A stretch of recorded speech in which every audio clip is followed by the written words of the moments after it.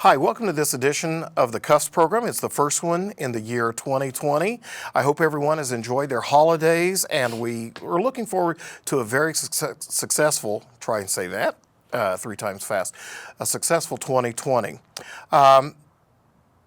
It is my pleasure today to have someone who's been a very, very long time dear friend of mine, probably one of my best friends of my life, but someone you're familiar with the name, you've seen her face, and she has been so instrumental in so many ways in the community and in this area for over the last 25 years, and that is my friend Misty Hollis, who's the Executive Director of the Richmond Family YMCA. Misty, welcome to the show. It's good to be here. Yes. It's my first with you. Yes, it is. You know, that is amazing. And while I'm sitting in Scottsdale, I'm thinking, who can I get to be a guest on the show? We talk so many times, and we have been in so many venues together, but I'm realizing she's never been on my show. No, I haven't. Yet and this is a very popular show. It's amazing when you have a lull. I mean, people they want to see the good, the bad, the ugly that's going on sometimes. And so, or, you know, my husband's a probation officer, and there have been people who have called him and turned themselves in because they see themselves on it. Well, I'm turning. Oh my Lord, you know, and which is so funny. And in the fact that, you know, last month's show, I had told the public that there are reasons why the taping of the show has been stagnant last year, and that was because, you know, with training new officers, it was, you know, that seems like all I've been doing for the last couple of years, and so normally having a set pattern of recording on a Wednesday or a Thursday, that got nixed because I had to train officers. Yet I'd go into the store and people would say, hey, when's your next show coming on? You know, are you still doing it? This and that and everything else. Hey, I know where you can find so-and-so and so-and-so. Oh, yeah, I know. People watch it. People watch the show, and I have to remind myself, you know, okay, you know, when I think, oh, I'm going to miss a taping, it doesn't matter. No, it does. It does. It does. So, speaking of things that matter, the Richmond Family YMCA has been around this community since over 100 years. Early 1900s. Yeah, I mean, I think we're going into 110 years maybe. I remember the old building downtown at 50 North 8th Street where I first met you. I learned, where I first learned to swim and everything else. A 1903 building and then a 1955 building. I used to be a board member there. 1987, we start what is still continuing as the Lunch Bunch, you know, in 1987, needing a place to go shoot hoops. Started out with me and just a couple other people, including a lady named Cindy, who worked there at the front desk, and her husband, and another man who did the towels for the YMCA. And we were playing Scramble and 2-on-2, and then eventually over the next couple of years, that number started growing and growing and growing and growing. And that was in 1987. And they still follow the same rules, and if you remember, y'all put actual rules together. Yeah, we have our policies and bylaws. Those, on record in case anybody needs to question it for any reason. It's amazing. The tradition's pretty amazing. You know, and again, it's very interesting because it just started out with, you can go someplace and shoot baskets, you know, during the day, and then Cindy and her late husband, and then Daryl, the guy who was doing towels, and then the number, as I said, continued to grow to the point where instead of just playing on Tuesdays and Thursdays, we were playing Monday through Friday, had the Lunch Bunch League on Thursdays, which had about 10 teams, and created our Lunch Bunch board, which created the bylaws and policies and procedures, and we wanted that incorporated into the bylaws of the Richmond Family YMCA and everything. And then 19 or whatever year it was happened, and that is when, on a weekend in January, below freezing weather, pipes bursting and everything else, and it led to where we are now. Yeah, yeah. You know, we were sitting pretty back then, you know, had an endowment of several $1 million, had just renovated the old gym, had all these schematics we were going to rebuild and all of these things. And then over a period of 2.5 days. All of that got wiped out. And I don't know why we're even talking about that right now. Because you're being nostalgic. Is that the right word? Yes, it's. You have good memories there. It's amazing how many people, so we now have pickleball for the winter time. Yes. And there are a lot of individuals that have come back to the Y that grew up in the Y downtown, and to hear their stories. They've brought in pictures to let me see, and it's the history of the foundation of Richmond and the Y is great. It's really good. When I was 8 years old, it was the first time that I got sponsored with a membership. And we get a letter in the mail, you know, you have been sponsored for a year's membership with the Richmond Family YMCA.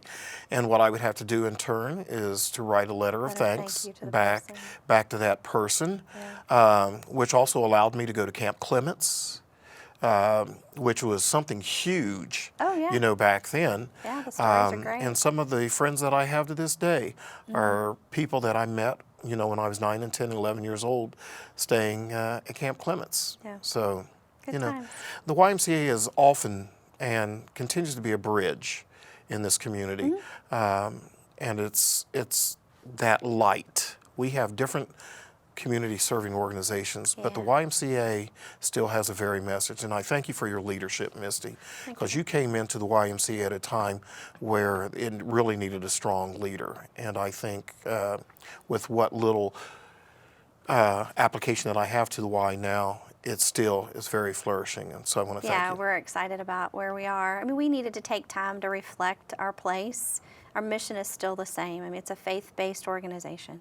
So we want to make sure that those Christian principles are still portrayed in the way we treat people, in our programming, and everything that we do. And it's so it took us about a year to really rebuild the board, a little bit over a year. We paid off all of their debt in 2 years, a little bit over 2 years with the help of the board and people in this community. So to go into year 4, which is right now, with no debt, and be able to say, okay, our strong suits are youth sports, childcare, and if we want to do fitness, but you know, if that's something that's not our primary complete focus, we believe that a healthy mind and body and spirit is critical to the wellness of a community for sure. But that can be done through childcare, and that can be done through youth sports. And lining ourselves up in partnerships is a big key for us, and that's a big part of what we're doing in year 4 and going into year 5. It's well, going to mind, body, and soul and spirit and youth, I know that there are a lot of youth serving opporunities out there by the YMCA. Child care. A lot of other organizations do. Talk about these things. Yeah, so child care, the Y has been doing child care. I think one of the first directors there, Jeannie Carnes, was involved with child care, and she works with us now as a business manager, assist us part-time. Really? So, yeah, she's back in the fold. She works for Whitewater Construction, but we also contract her services through Whitewater Construction, so it's great to have her. But we've been serving families through child care for a very long time. I mean, over 20 years, 30 years. And so we kind of just did a little hodgepodge of it, which was after-school child care. I have a contract with Richmond Community Schools to be their official latchkey program. And what's different between child care and an after-school program that's offered is we are registered with the state. We also have to have different requirements that are required by the state. And then our student to adult ratio is much different too. So, you know, the younger the child is, you have for infants, it's a 1-to-4 staff ratio. So we have to have a 1-to-15 ratio for our kids that we serve. So we've been at Charles and we've done well there. But last year we had an opportunity to grow and expand and serve Union County schools. So we're serving about 60 kids at College Corner. And then we have I think we have 31, 32 registered at Liberty right now. And we just see that as a huge potential for serving families there. So we're not just Richmond Y, and that's another thing the board's going to look at in 2020 is our name. I mean, if you know, the other expansion that's happening for us in Western Wayne. Yes, Are you ready for me to talk about that? Go ahead. There's something exciting that's going on right now with the YMCA, Yeah. and that is a partnership with Cambridge City. Cambridge City, Sugar Creek is really the mothership of all that. They came to us in January of 2019 and said one of the biggest holes we have for losing employees is childcare. Childcare. And they are now over 530 employees. They, you know, you hire people, you train them, you invest in them, and then for them to leave in less than 6 months, it's a huge turnover. And they're not the only ones that are facing this by any means. But they already have a relationship in Washington Courthouse, Ohio, with the YMCA there. And the YMCA manages their child care facility for them. And so they thought, well, let's see if we can take that same model and apply it here. And our board members and staff, child care director Emily, went over and looked at what they have over in Ohio, came back, put a plan together and proposal together, and less than a year later, they purchased the old Central School in Cambridge City. Okay. And it's being rehabbed to be a 2-shift, first and second shift child care facility.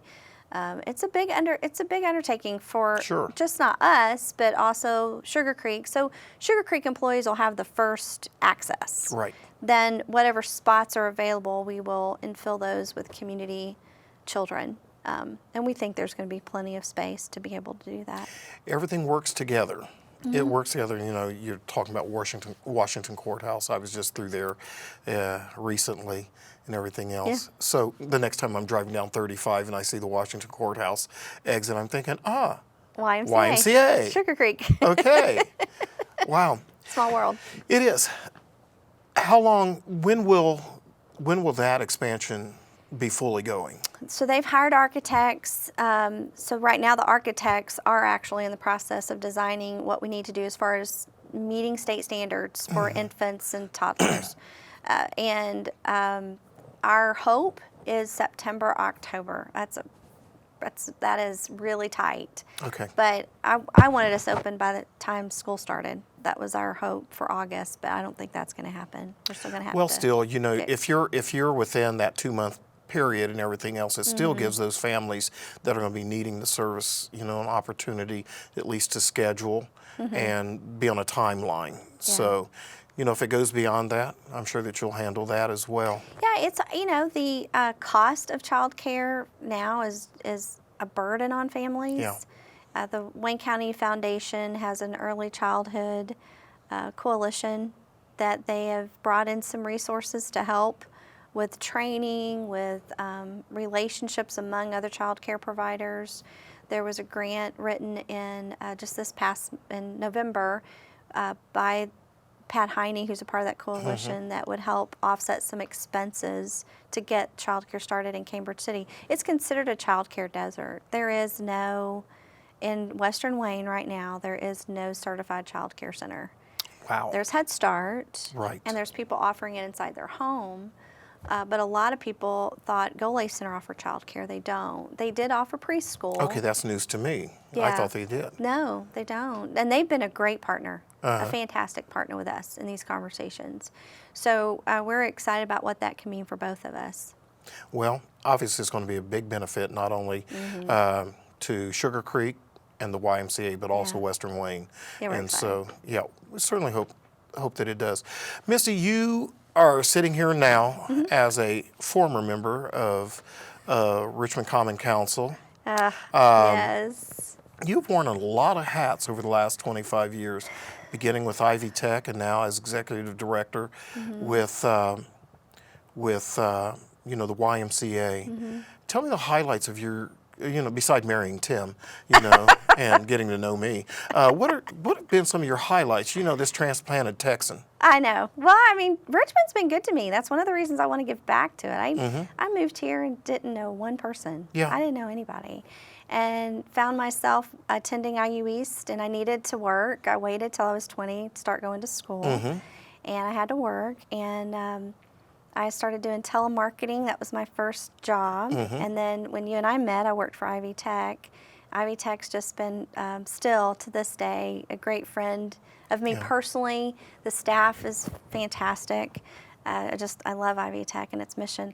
So had opportunities to move through the Chamber of Commerce, and by then I started getting really involved in politics Yes. locally, and became a big volunteer for Mike Pence, who's our vice president right now. And of course, you know him very well too.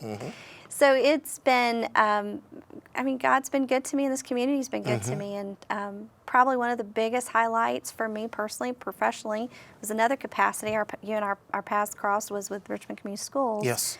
We had over a $5 million grant for Safe Schools, Healthy Students. And, you know, I look at what that meant for Richmond schools in this past couple years, when safety was really important, and things we had in place that really made a difference. And it was just an amazing time to move the needle on graduation, to move the needle on test scores, and to have those resources to make that happen was amazing. It's interesting because last month's show, the guest was Dr. Todd Terrell, the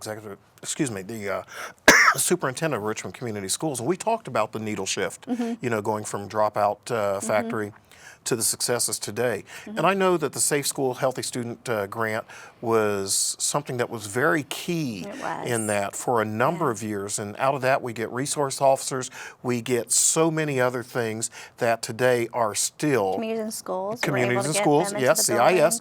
You know, all of these things that we are still benefiting from in this community that had your thumbprint on it. It was a small thumbprint, but I was happy to be a part of it, and it's been good. Let me say this. You were a very big part of that, you know. And it was hard. I mean, you were there through that journey. I mean, to actually say, we had a superintendent and a board that you were part of that said, it's time to open up our doors to the community. Instead of saying we can do this by ourselves, we really can't. And that was a huge message. It was a huge message to the community, and I think there was a lot of hurdles we had to get through that first couple of years of just culture changes for the buildings. What did partnerships look like? You have people in the buildings that aren't really staff, but they're from Centerstone was a part of that, and Communities and Schools are in the buildings participating and helping. And I can't imagine. It was a big overtake. I can't imagine right now life without it. Without it. Yeah. Yes. You know, Centerstone. Communities and schools, the school resource officer, all of these things. You know, we are not where we are today in this community, in the educational community, without that. And that's been what, 7, 8, 9? Oh, we're talking probably 10 years ago. 10 years. You know, time flies. Yeah, because this is 2020. Yeah. So, wow, it's amazing. Amazing. So from City Council, I was at a period of my life. I felt, because Richmond had been good to me, I was concerned about a few things I was seeing. One was we were not having enough officers on the street at that particular time. That concerned me as a community member and a citizen member. And I was concerned with our situation with the Parks Department, with just management in general with the city. And so 8 years ago, I felt like it was my time to put my name on a ballot, and I left with things I still wanted done, but also left knowing that there's things that did get accomplished. You made the difference. You were council president for how many years? Oh, just one. Just one? That was enough. The boys only let me do it once. And for a while, you think I'm joking? Yeah. No, I don't, because I remember some of those boys that were on there. Yeah, let's keep Misty in check. We'll give her a voice every once in a while. Let your yay be yay, and let your nay, keep that outside. It was good. I mean, in that year, we put structure back into the board, to the council. We before things were rushed through. So transparency has always been a big part of my life. Right. I felt, and Dr. Borf was very big about that, about transparency. So being under his leadership for 7 years, it really kind of had an impact on me of what that Dr. Borf, by the way, ladies and gentlemen, was the former superintendent of Richmond Community Schools when Misty was on staff. an administrative staff just there. Assume people, So, you're right. So that helped me know that, it doesn't hurt if we slow things down a little bit, just for the fact of saying we're being transparent and we're not rushing ordinances through, we're not rushing budget changes through. And so our own rules for City Council already required us to do 3 readings of an ordinance, and the rules actually require it to go to a committee.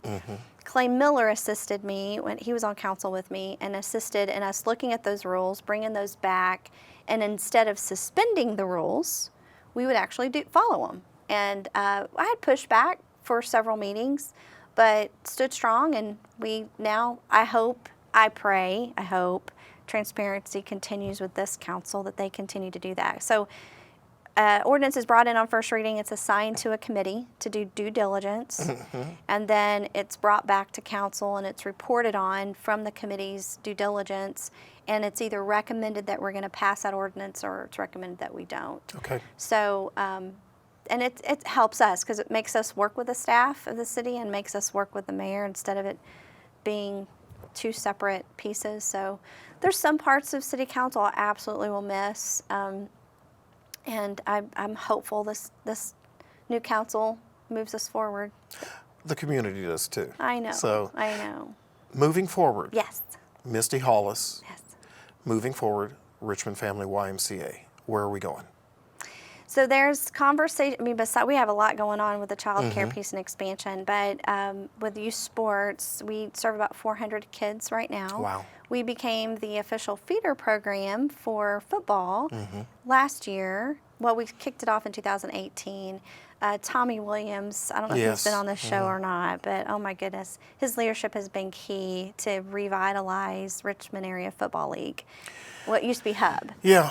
And he reached out to us and said, you know, hey, we need to do this right. So we became kindergarten to fourth grade flag football. Our coaches start with us, then they move up to the tackle piece with fifth and sixth grade, and then move on. So we want to see more of growth in that area. Our numbers have been great. Their numbers have been great. You know, I know people sometimes get frustrated with where we are with football, but I think we saw with Coach Sonsini this year, there's tremendous amount of hope and potential. We've got a great group of kids coming up, and I'm excited about that from the sports perspective. I had the opportunity, and you did too, to understand the impact of sports. So starting at a young age, it teaches kids the ability to know they've got to be somewhere on time. It's not just about them, but about their team. Communicating through conflict. You know, I'm not getting the ball enough, and sharing. You know, that important. That those things that really line us up and give us those soft skills as we grow up. We want to see that happen as early as possible and just continue that growth pattern. So we want to expand our sports and continue to look at where our best place is. And I know name change is probably going to be a part of those conversations too. Well, we'll wait and see. Yeah. I know that you mentioned Tommy Williams' name.